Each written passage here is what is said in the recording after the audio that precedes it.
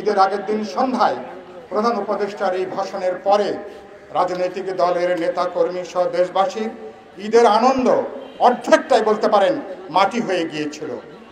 আমরা বিচারের কাজটাকে জোরদার করতে হবে। মুক্তিযুদ্ধের পরে সবচেয়ে বড় হত্যাকাণ্ড সংগঠিত হয়েছিল গত বছরের জুলাই আগস্টে। আমরা বলেছি আমরা মুক্তিযুদ্ধের খুনিদেরকে যেমন তাদের অপরাধের বিচার হবার ব্যাপার আছে, যেমন তারা পার পেয়ে যাওয়ার কোনো সুযোগ নাই। গত বছরের অভ্যুত্থানে যারা এই অপরাধ সংগঠিত করেছে, গণহত্যা করেছে, হত্যাকাণ্ড ঘটিয়েছে, শিশু থেকে নারী, পুরুষ, বৃদ্ধ থেকে শুরু করে সমাজের সকল স্তরের মানুষকে, সুতরাং এই হত্যার বিচার হতে হবে। অন্তর্বর্তী সরকারকে বলতে চাই, বিচারটা দৃশ্যমান করেন, বিচারটা কার্যকর করেন।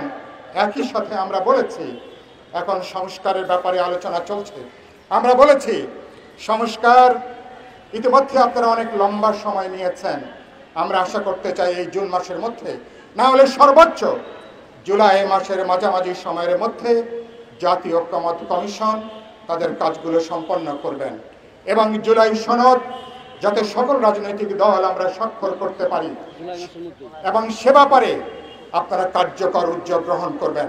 আপনাদের সামনে যে কাজ আছে কোনোভাবে এটা 1 মাসের বেশি লাগার কথা না। আমরা আলাপ আলোচনা করে, বোঝাপড়া করে, যেখানে ন্যূনতম ঐক্যমত, যেখানে সবাই আমরা একমত হতে পারি, তার উপরে ভিত্তি করে আমরা জুলাই সনদ জুলাই মাসে আমরা স্বাক্ষর করতে চাই।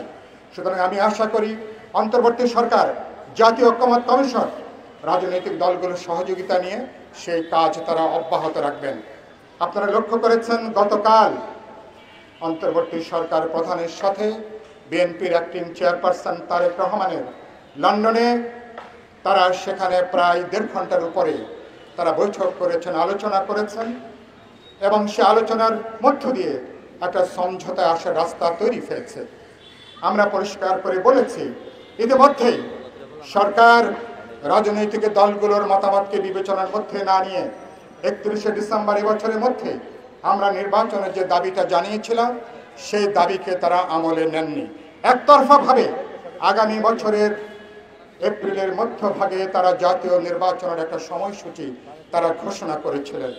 আমরা সরকারকে বলেছি যেটা আপনি দেশে যে সেরা নির্বাচন করতে চান তার জন্য এপ্রিল মাস কোনোভাবেই নিশ্চয়ই কোনো সেরা সময় নয়, এটা কোনো উপযুক্ত সময় নয়।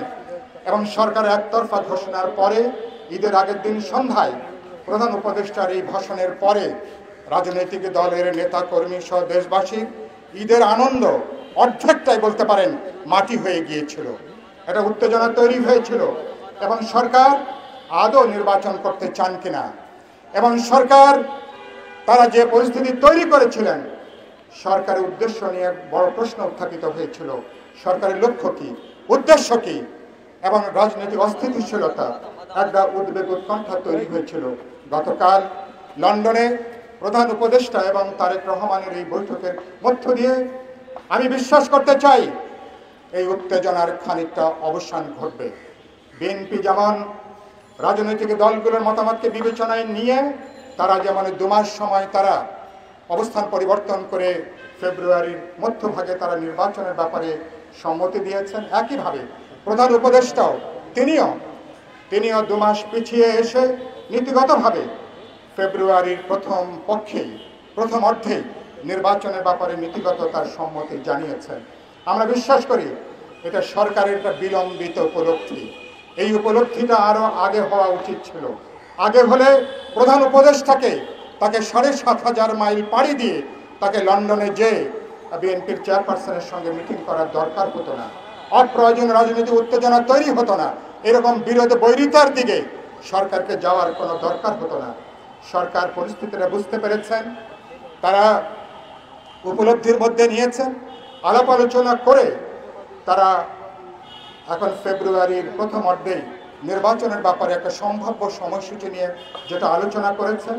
আমি মনে করি এতে সরকারের সঙ্গে রাজনৈতিক দলগুলোর দূরত্বটা যেমন কমে আসবে, একই সাথে গোটা সরকার এবং তাদের লক্ষ্য উদ্দেশ্য নিয়ে মানুষের মধ্যে শত যে প্রশ্ন দেখা দিয়েছিল, আশঙ্কা দেখা দিয়েছিল, উদ্বেগ দেখা দিয়েছিল, গতকালকের এই আলাপ আলোচনার পরে এই উদ্বেগ আশঙ্কার মেঘ খানিকটা কাটবে এবং আমরা আলাপ আলোচনা করে বোঝাপড়ার মধ্য দিয়ে, সমঝোতার মধ্য দিয়ে বাংলাদেশে আমরা বিচার এবং সংস্কারের ধারায় একই সাথে আগামী বছরের ফেব্রুয়ারিতে নিশ্চয়ই আমরা নির্বাচনের মধ্য দিয়ে একটা গণতান্ত্রিক অভিযাত্রার পথে বাংলাদেশ হাঁটতে পারবে।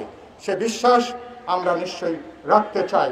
কিন্তু একই সাথে সরকারকে বলতে চাই, আপনার হাতে দিন কিন্তু মাত্র অল্প সময়, অনতিবিলম্বে বিচারের কাজটাকে দৃশ্যমান করবেন, জোরদার করবেন, প্রয়োজন বোধে প্রসিকিউশনের সংখ্যা বাড়িয়ে এবং প্রয়োজন বোধে ট্রাইব্যুনালের সংখ্যা বৃদ্ধি করে আপনারা বিচারটাকে দ্রুত লয়ে বিচারটাকে এগিয়ে নেবেন।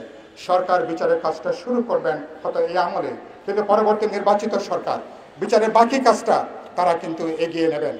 একই সাথে আমরা বলেছি সংস্কারের ব্যাপারে সবাই আমরা অঙ্গীকারবদ্ধ। বাংলাদেশ পুরনো জমানায় আর ফিরবে না।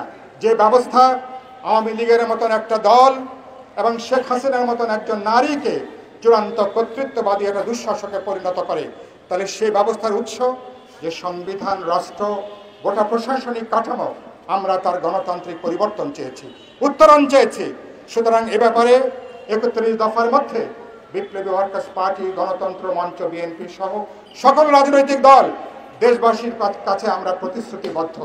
আমরা বিশ্বাস করতে চাই ঐক্যমত কমিশনে আলাপ আলোচনা করে যেখানে আমরা সবাই একমত হতে পারি তার উপরে ভিত্তি করে আমরা সেখানে সমঝোতা স্মারক তৈরি করব এবং জুলাই মাসের মধ্যে জুলাই ঘোষণা সম্পন্ন করে জুলাই সনদ স্বাক্ষর করে বাংলাদেশ নির্বাচনের পথে, গণতান্ত্রিক অভিযাত্রার পথে হাঁটবে। নির্বাচন কমিশন সাংবিধানিক প্রতিষ্ঠান, সাংবিধানিকভাবে তারা নির্বাচনের চূড়ান্ত তফসিল, সময়সীমা নির্বাচন কমিশন ঘোষণা করবে। কিন্তু একই সাথে আমি আপনাদের মাধ্যমে জানাতে চাই সরকারের সামনে কয়েকটা চ্যালেঞ্জ আছে। সত্যি সত্যি বিচার কতখানি দৃশ্যমান করা যাবে? যারা গত হত্যাকাণ্ডের জন্য সত্যি সত্যি যাদের প্রিন্সিপাল দায়িত্ব রয়েছে, যারা হত্যাকাণ্ডের পিছনে আসল কুশীলব, তাদেরকে বিচার আচার সম্পন্ন করা যাবে কিনা, এটা একটা গুরুত্বপূর্ণ চ্যালেঞ্জ। আমরা যে সংস্কারগুলো সম্পন্ন করতে চাই, সংস্কার সম্পন্ন করা যাবে কিনা, আমরা সেটাও একটা চ্যালেঞ্জ আকারে আমাদের সামনে থাকছে। আর দেশে বিদ্যমান আইন শৃঙ্খলা পরিস্থিতি খুবই ভয়াবহ।